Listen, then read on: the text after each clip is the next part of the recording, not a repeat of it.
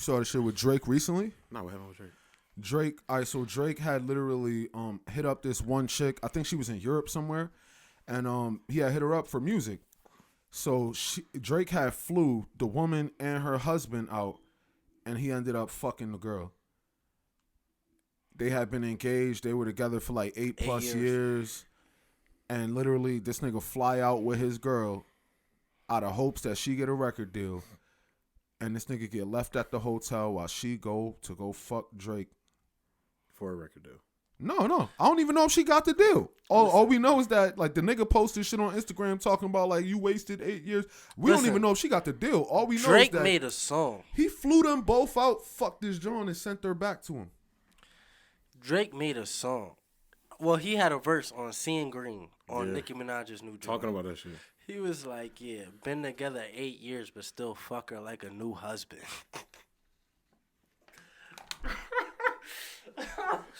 That's why I don't fuck with those fucking waffle colored Negroes, bro. But hold on, let me finish up. All right, go. What I'm saying is we base a lot of it off of famous people, right? Okay. So when we're gonna get to that shit, we're gonna get back to that shit. Yeah. But like, hypergamy. How do we fucking do this? How do we so like, for example, right? Does your philosophy still apply to like Jeff Bezos' ex-wife or Melinda Gates? It literally Gates? applies to everything that I've ever come across in my life. Really? I took months to think. So you think she was a low value woman? No.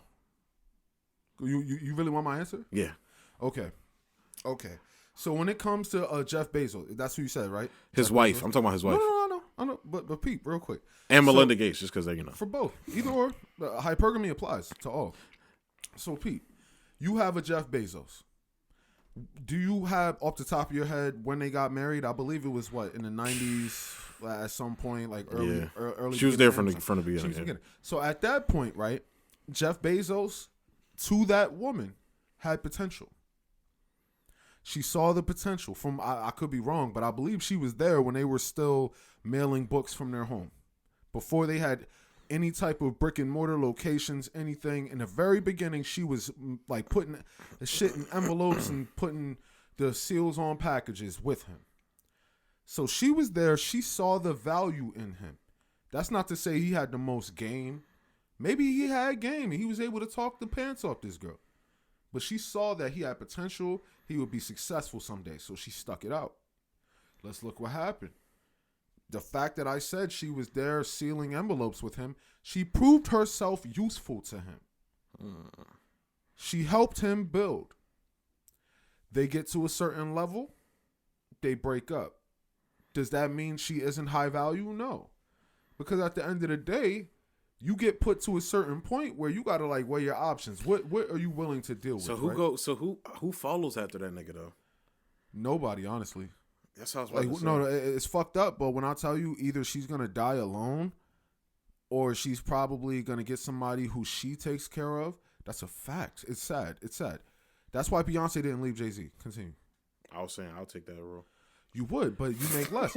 but hold up, and that's honestly the point. That's why I say, what's up, Melinda? Pete, bro. Women are hardwired to look for somebody as their equal or better. Yeah. But men at that level are hardwired to look for somebody who can bring some type of benefit to them. Most men are hardwired to look at a woman who could bring a benefit to them. Okay. We understand we have certain duties, whereas a woman looks at it a little bit differently. So let's say hypothetically, I don't know how much she made. Let's say she got, $62 billion off of that? Like that, yeah. Something like that. So let's say she got $62 billion. Instantly became the richest woman on the planet. Instantly. So let's say she meets a man who has $80 billion.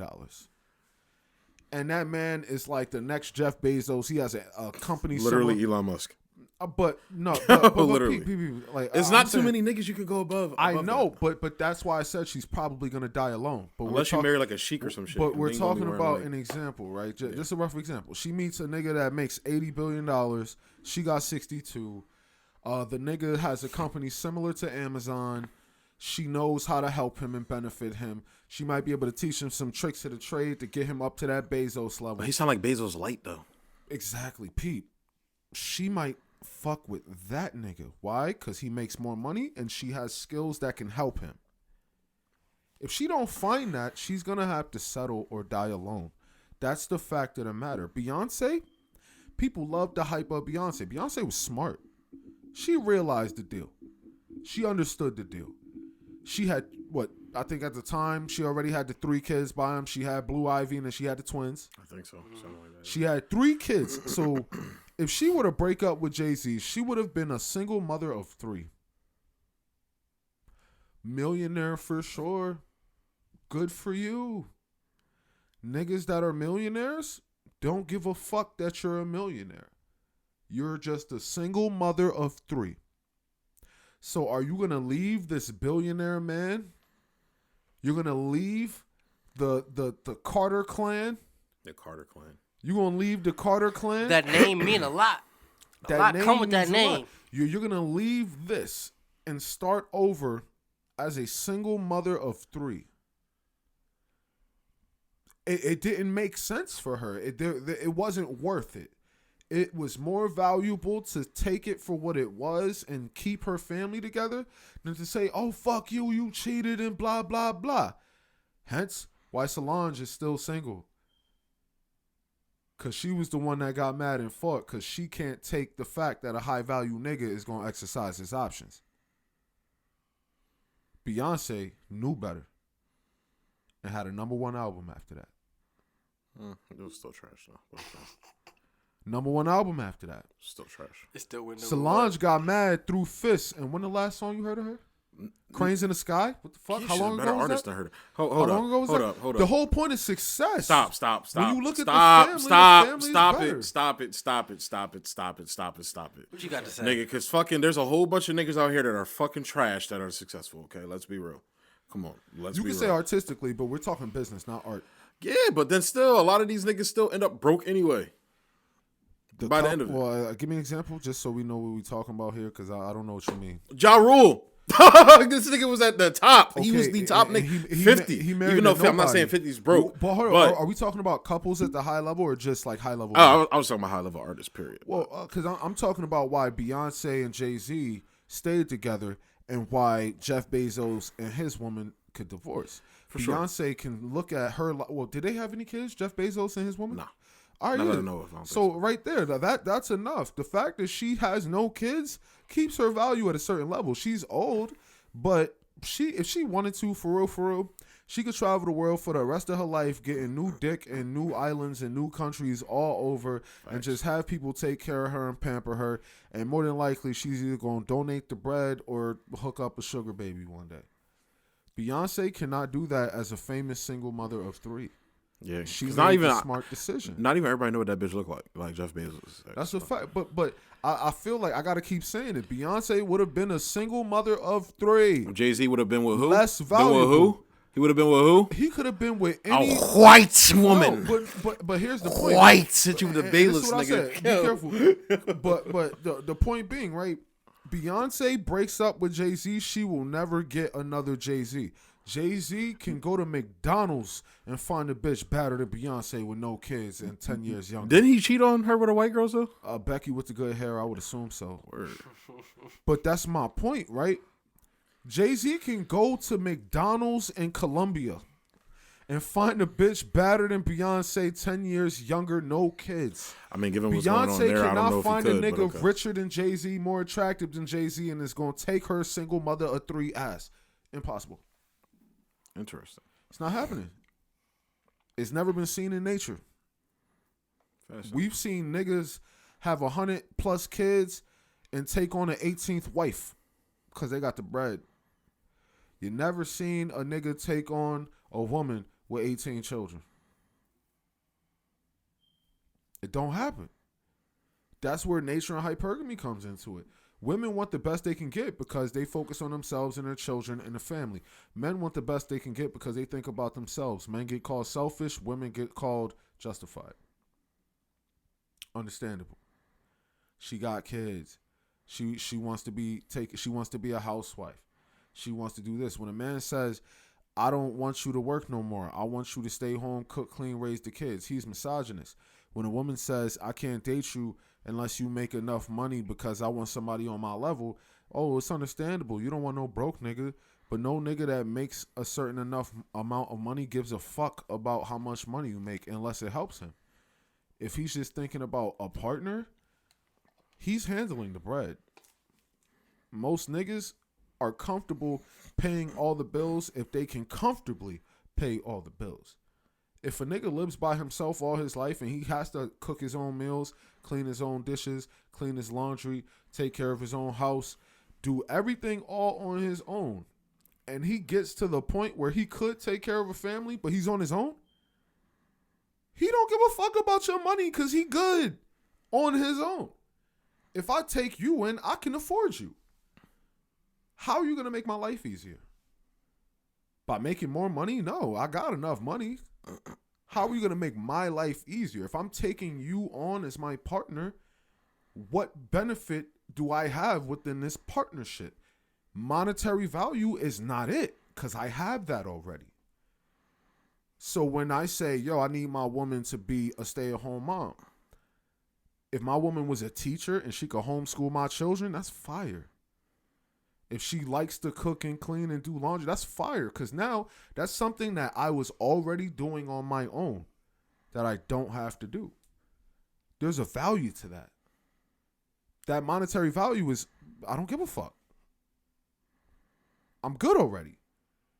I don't gotta clean my own shit. Oh, bet. That's less stress on my shoulders, opposed to the money I was already making.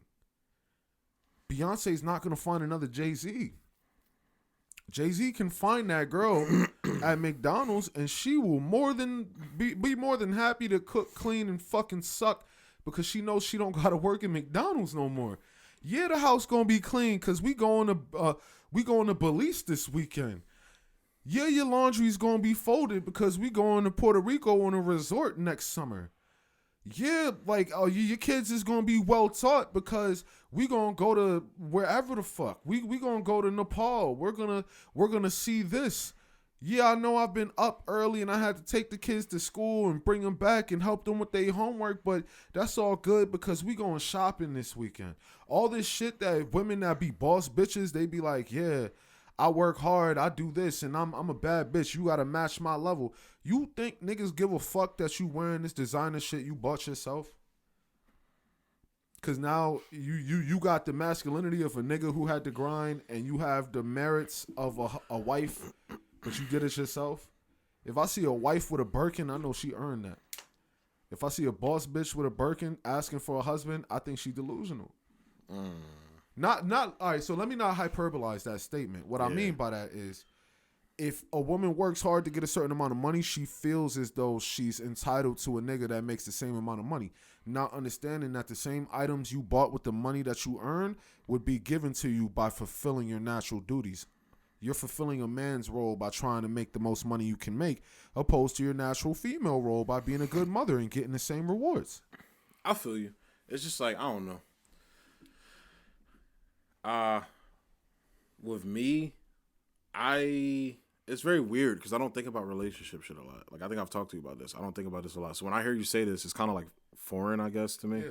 Because, like, you know, with my show, I talk about completely different shit. Like, I don't you're more political. Yeah. We're more natural, societal, like, influence type thing. Like, the only time I talk about law is when I talk about laws that affect our male-female dynamic.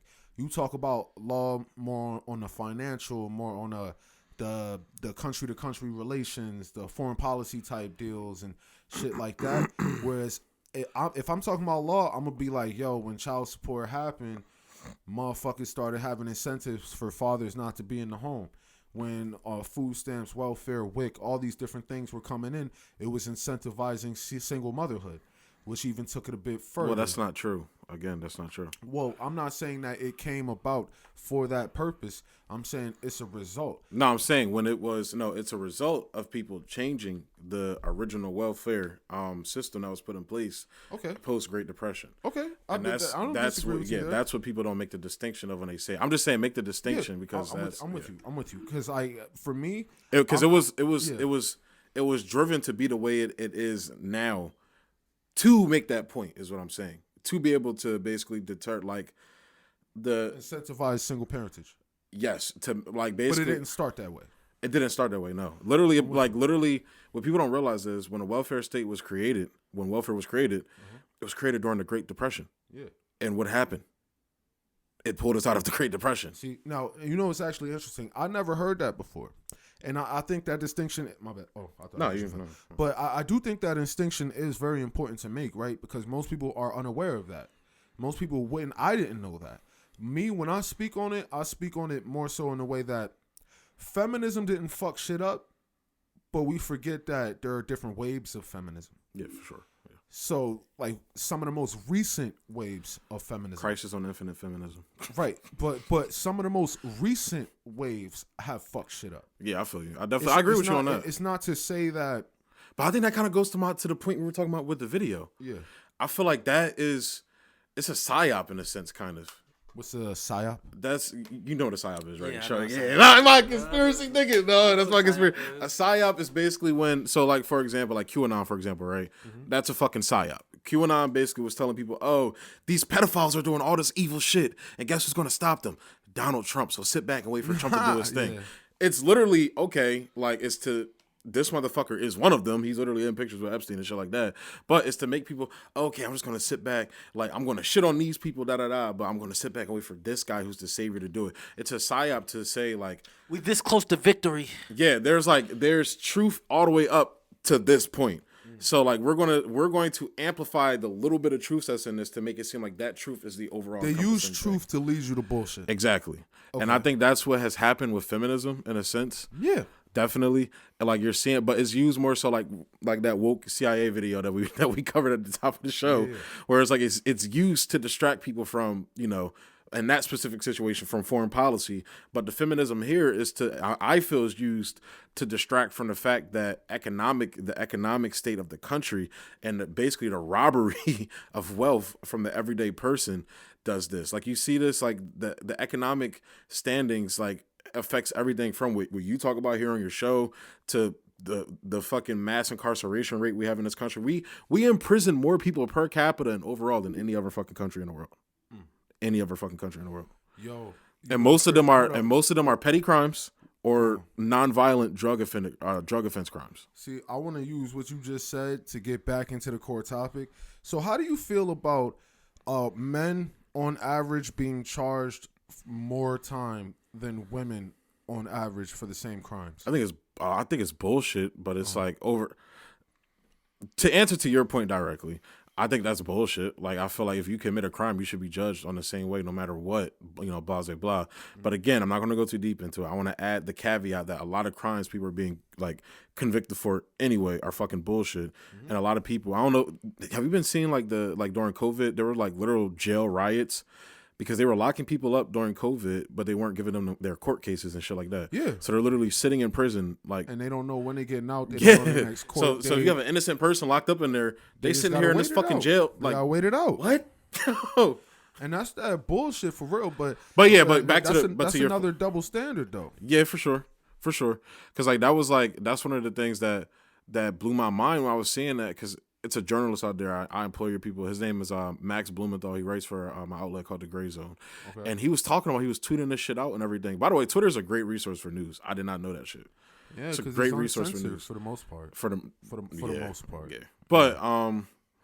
But yeah, it's crazy, bro. It's crazy how that shit happens. So I wanted to preface, my answer by saying that, like, a lot of the crimes people are convicted for anyway are bullshit. It's kind of like, in a sense, and I don't blame the journalists for doing this. So, like, you have, like, a lot of journalists that cover, like, these crime, quote unquote, crime waves and shit like that, blah, blah, blah.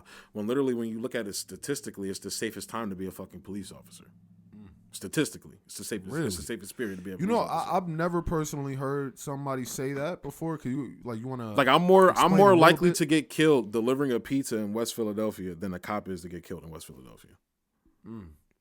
Literally.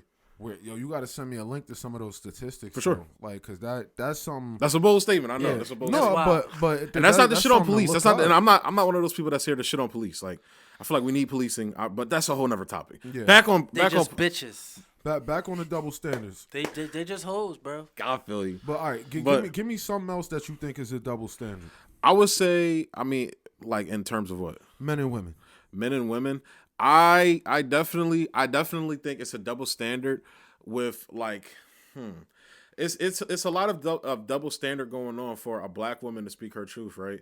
But as soon as a man, like a black woman that speaks her truth, that's unpopular, right? It's an unpopular opinion. She's always, for the most part, protected, unless she like pisses off like powerful people saying what she's saying, like Monique did and shit like that. But for the most part, if a black man speaks his truth that's unpopular, like for example, you already know I was getting shitted on when I was a Trump supporter, bro. Like everybody was shitting on me left and right.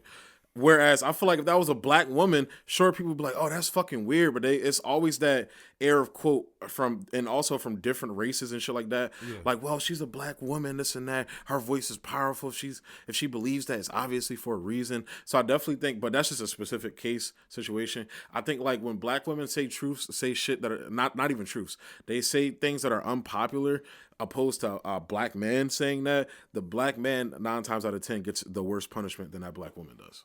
Yeah, I mean, do you think that's a black woman specific type of thing? I do. Or is it a woman specific? I think it's a woman specific, but I think like you fit that category. It's more prevalent in the black community. No, but yeah, especially with what's going on with BLM, you got more white people. Literally, bro, we'll have white people come on and let black people, black like thought speakers and shit like that come on and say the craziest, wildest, dumbest shit, and they don't push back because they don't want to get seen as being racist or silencing the voice of black women. I think that's more of a even with your show, dog. Yeah. With niggas like Kevin. Push the mic back a little bit. My bad. Yeah, you got it. With Kevin Samuels and niggas like that, bro. Like the fact that he gets called a fucking misogynist by black women, where it's like black women will say the most misogynist shit, or not misogynist, but the most like anti-man shit ever, and it's okay.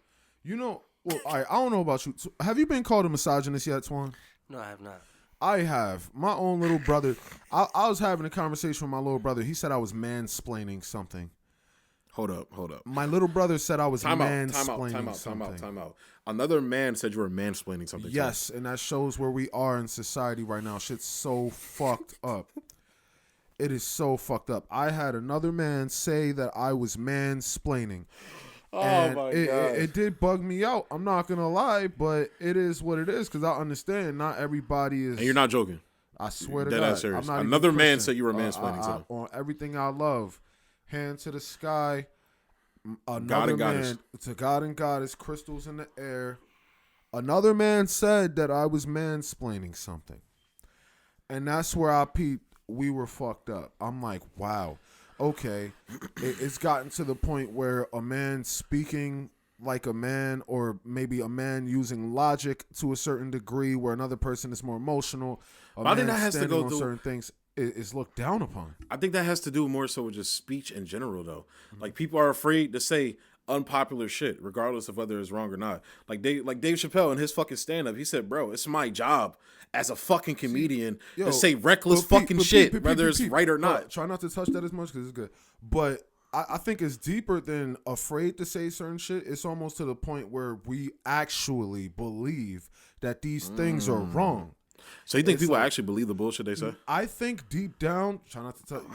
It's natural, it's man. Habit. I feel you, but literally, it's at a point where motherfuckers really believe it's wrong because society says it's wrong. Whole time they're not acknowledging the influence society has had on what they naturally believe. Not even that. Do you see how many times society is fucking wrong? Well, but see, that's the thing. People nowadays they don't see where society is wrong. Society is the level. Society is the level set. And if you don't agree with society, you're wrong. Like I know you heard that like your parents or somebody's joked about this, about how they say, they say scratching your face causes cancer now. Like, who said that? Who said that? Nah. I'm saying like I feel like a lot of people push the mic back some, please. I feel a little bit more. All right. I feel like a lot of people say that like when they scratching your face gives you cancer. That was a joke. I was using that as a joke. I was about to say, but like how they say really like eating. Turns out eating spinach now actually can lead to cause cancer because of this like these niggas 9 times out of 10 these so-called quote experts about shit don't know what the fuck they're talking about. But we do know that eating soy makes you more feminine. That's why we got the term soy boy. How do you feel about that? Ooh, I didn't know that. Yeah, it increases your levels of estrogen. Wow. So when people say soy boy, that term is getting hated on, but really it's like, yo, you a bitch nigga. But so what's soy like? Soy, I believe, like I don't know if you grow soy or ferment soy. Like, how do you eat it? What foods is it? I mean, they got soy milk and like they is got almond milk soy milk? no. Okay, like I was about to soy like milk tofu is soy. and shit like that. I think it's okay. similar. It's similar to that. You still done? I'm chilling, bro. Yeah, 'cause I don't- but it's similar to that. actually, let me get one more. But the whole point is it. Oh, can you hold it for me real quick? But the whole point is it increases your level of estrogen and literally will make you more feminine. You could grow titties eating enough soy. Really? Yes, you get more emotional eating soy mama as was a feeding man. me soy. As a man. My mama was feeding me soy, y'all. But that's Say the point, right? So people don't like the term soy boy, but they use that to degrade men who tend to be less masculine. For sure. And it's like, look, at the end of the day, like, we had disagreements about certain shit. Like, we literally, me and this nigga was arguing on the phone every night about our disagreements and shit. And by the way, I didn't hang up on you when I'm in my basement. My fucking Yeah, shit. bro, You know I know your shit trash, bro. Continue. I'm listening. I don't even remember what was the conversation about. I don't even remember. I forgot. I remember we was talking about Invincible and shit like that.